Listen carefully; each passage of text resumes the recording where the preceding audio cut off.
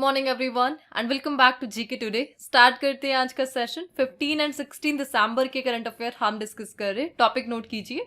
So government schemes category में हम एक रूरल एम्प्लॉयमेंट स्कीम को डिस्कस करेंगे जिसका यहाँ पे रीनेमिंग प्रोसेस हुई है और नाम रखा गया है पूज्य बापू ग्रामीण रोजगार योजना।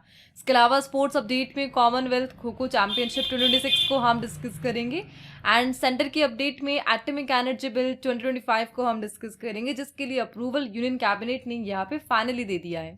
एंड यहाँ पर इंडिया को 96th रामसर साइट मिली है जिसका नाम है सिलीसर लेक। कहाँ पर यह लोकेटेड है इसके बारे में जानेंगे। एंड कांग्रेस ने यहाँ पे एक टर्म पैक्स सिलिका को हाईलाइट किया है बीजेपी को टारगेट करते हुए बिकॉज इंडिया को यहाँ से एग्जिट मिला है, इसके बारे में हम जानेंगे। अपार आईडी सिस्टम की अपडेट को हम डिस्कस करेंगे। इसके अलावा रातली हाइड्रो इलेक्ट्रिक प्रोजेक्ट न्यूज में रहा, अथॉरिटीज का कुछ सामने स्टेटमेंट आया है, दैट्स वाई ये न्यूज में है, इसके बारे में जानेंगे। And international fund for agricultural development IFAD को डिस्कस करेंगे।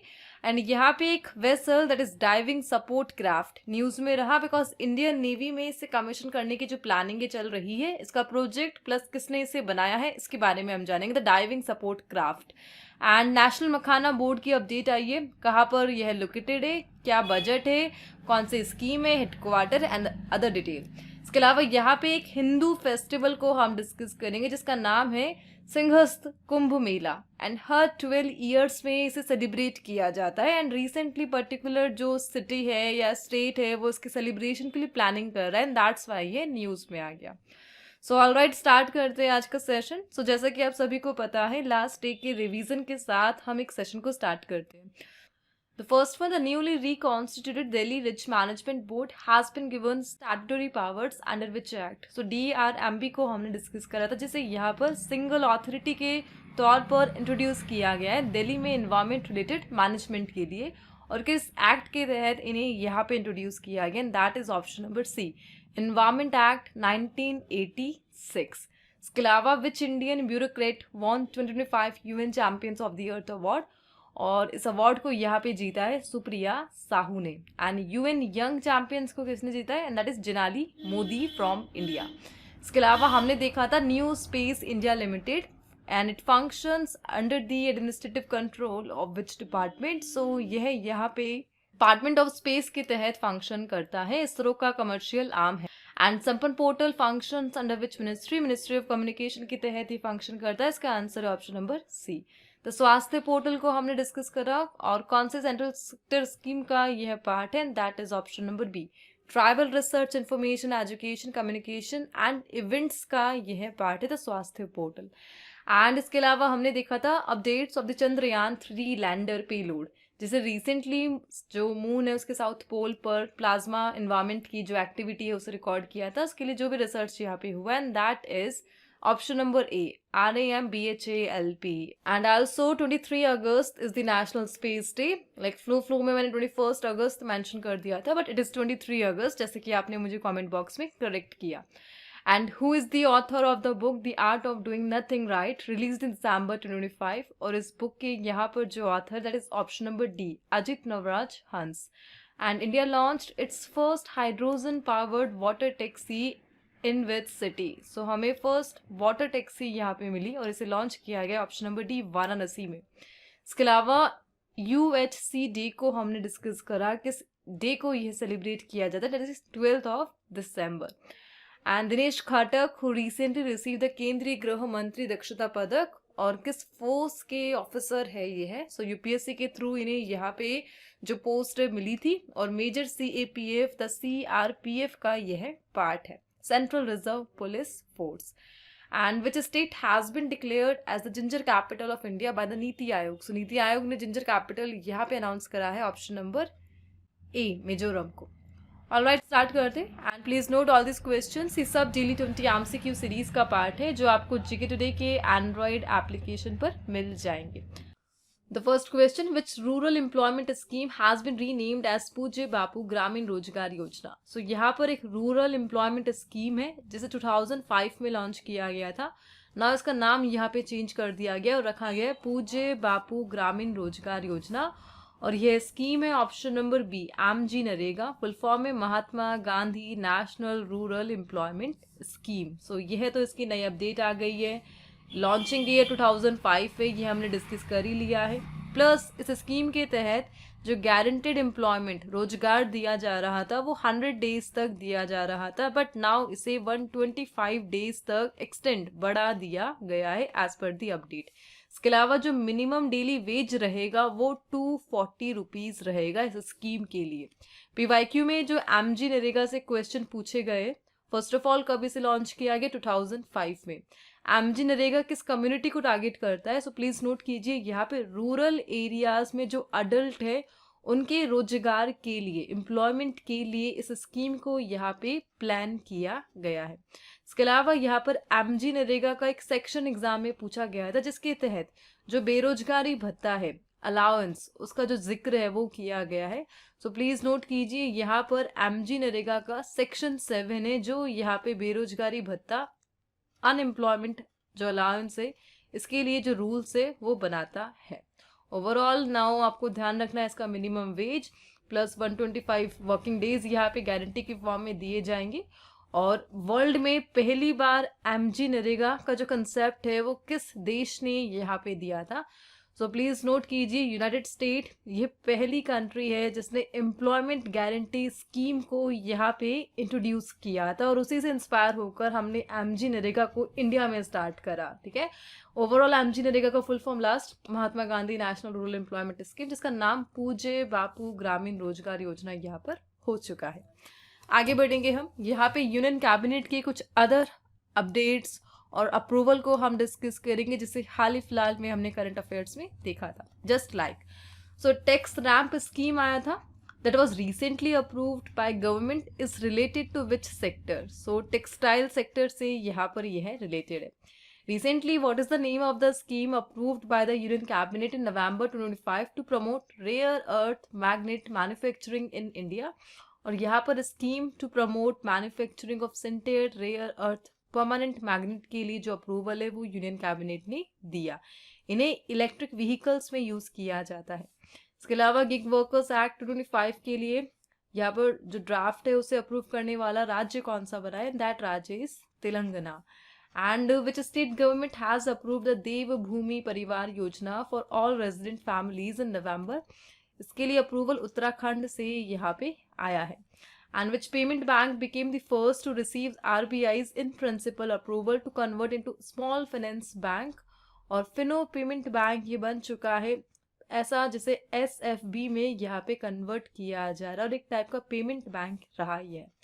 एंड इसके अलावा हमने देखा था What is the name of the flagship initiative approved by the Union Cabinet to strengthen India's export competitiveness? और इसके लिए एक्सपोर्ट प्रमोशन मिशन को लाया गया।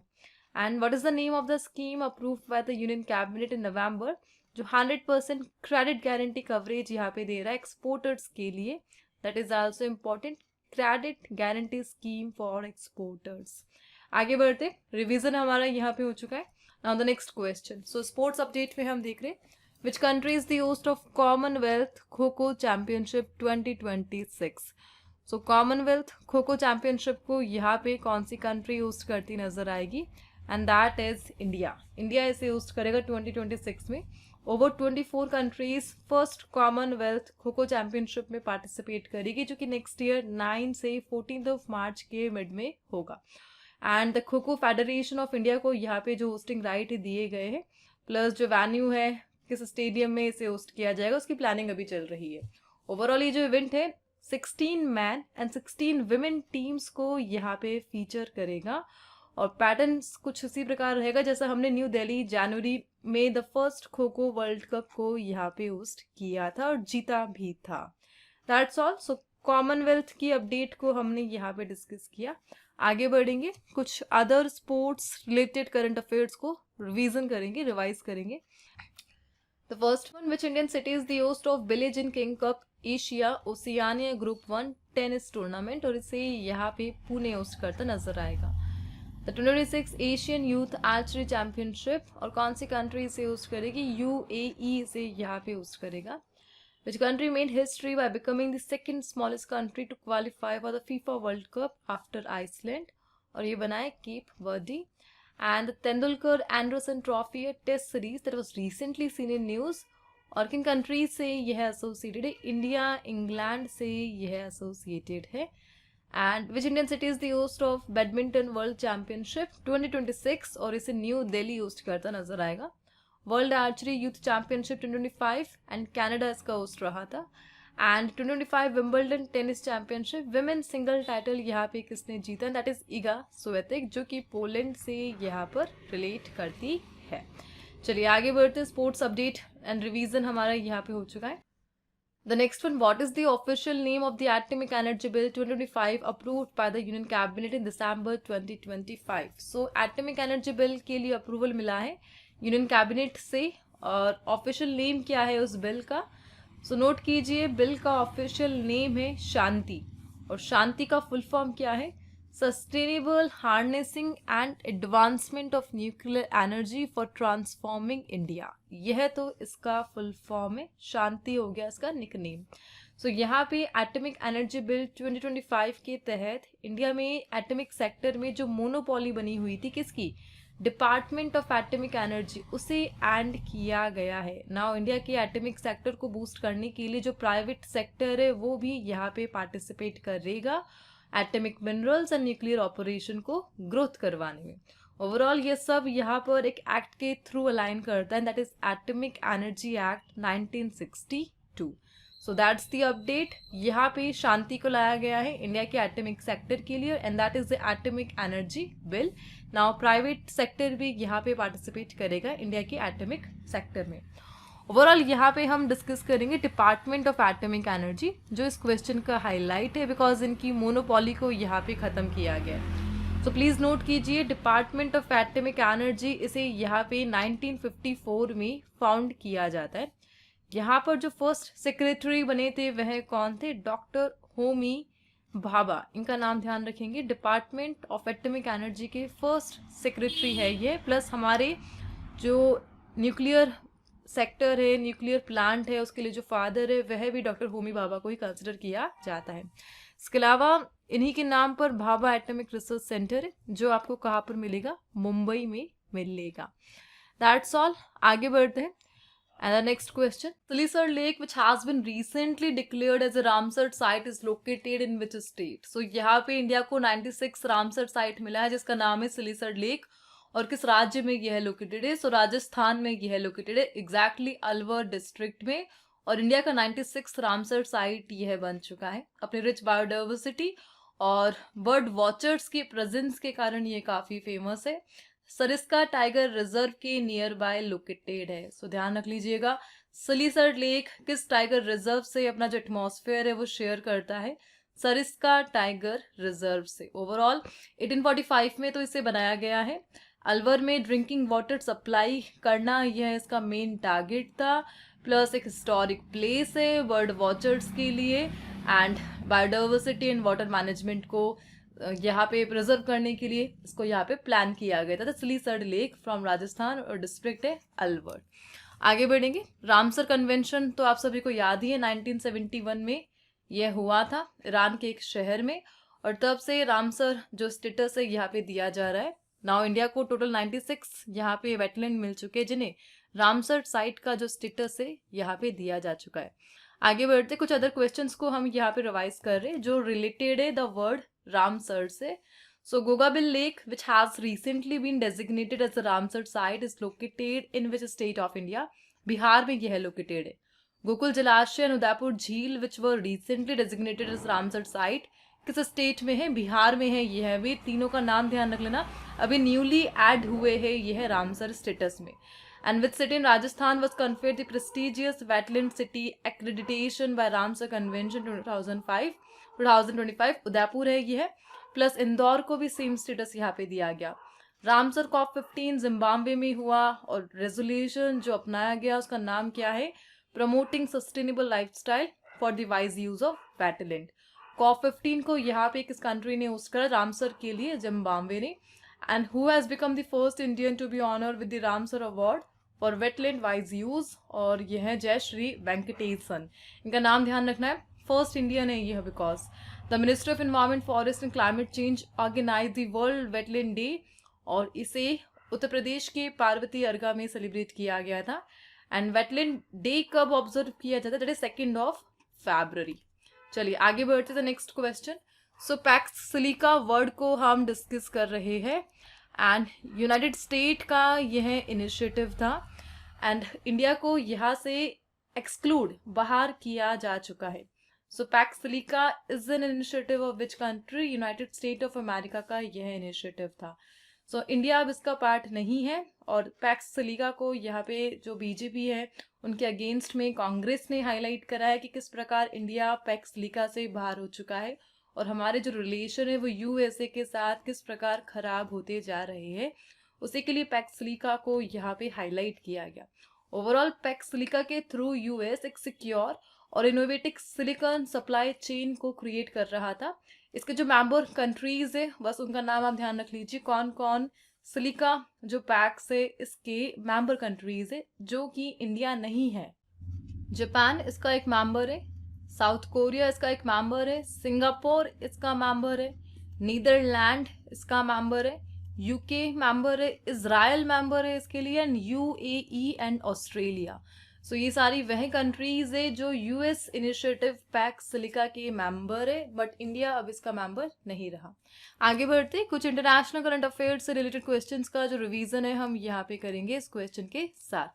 Stuart young was sworn in as the new PM of which country? So Pacific Island country है the Trinidad and Tobago, और इसके ये न्यू PM बने हैं।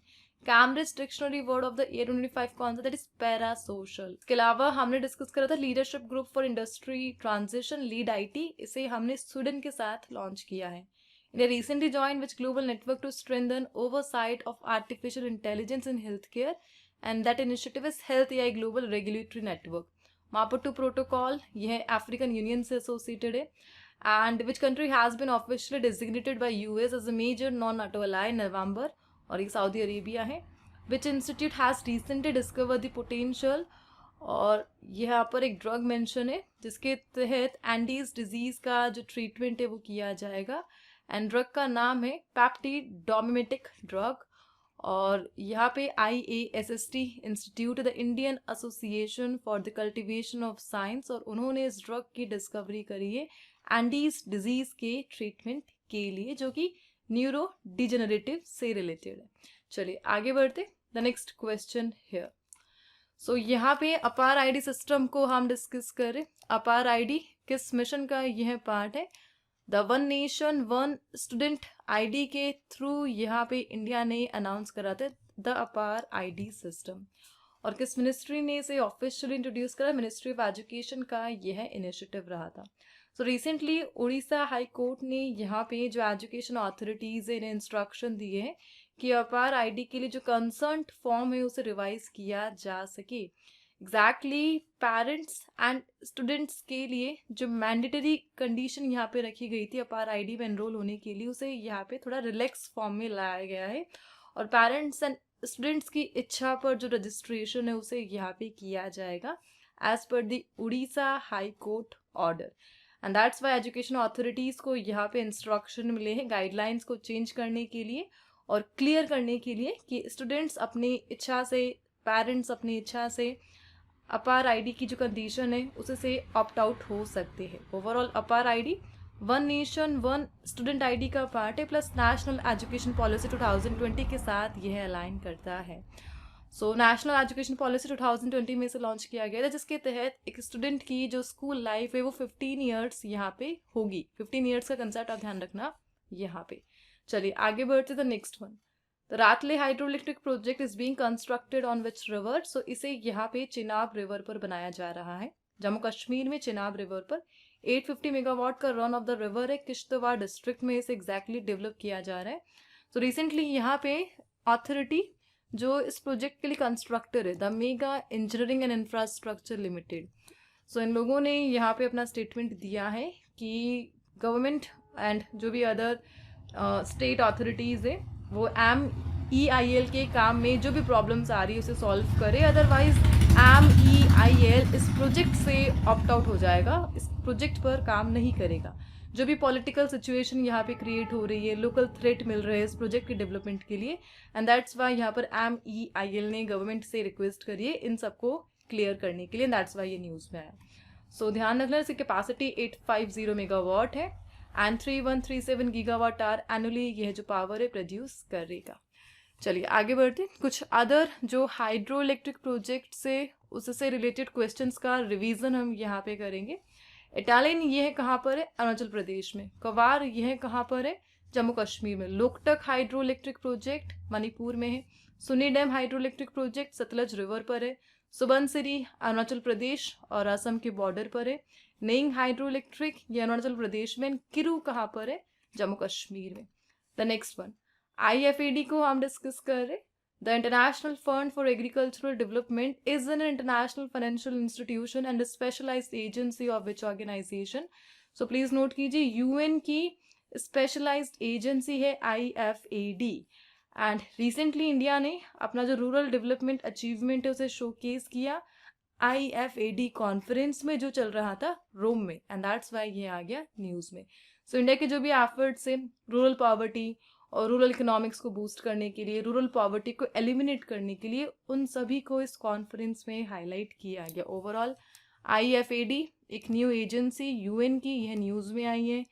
एंड इसका मेन गोल क्या है, यहाँ पर जितने भी डेवलपिंग एरियाज है, रूरल डेवलपिंग एरियाज, ग्रामीण इलाके, वहाँ पर हंगर एंड पॉवर्टी को ख़त्म करना, यह IFAD का गोल है। ओवरऑल इसे 1977 में फाउंड किया गया। हेडक्वार्टर रोम इटली में यह लोकेटेड है। एंड प्लीज नोट कीजिए UN की एजेंसी है यहाँ पर यह।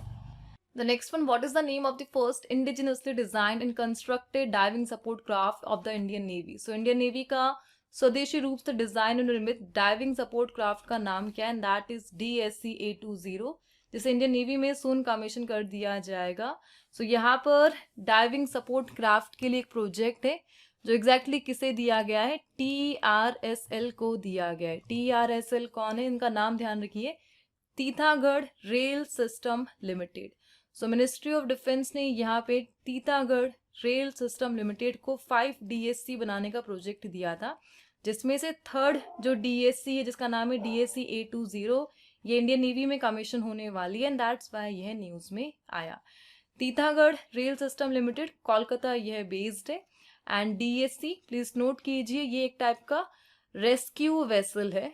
सारी like recovery, inspection, cleaning, submarine rescue, इन सब में यह यहाँ पर हेल्प करेगा। ओवरऑल एक Indian vessel that is DSC A20, जिसे तीतागढ़ रेल सिस्टम बना रहा है, एंड मिनिस्ट्री ऑफ डिफेंस ने ये प्रोजेक्ट इन्हें दिया है मेक इन इंडिया इनिशिएटिव के तहत।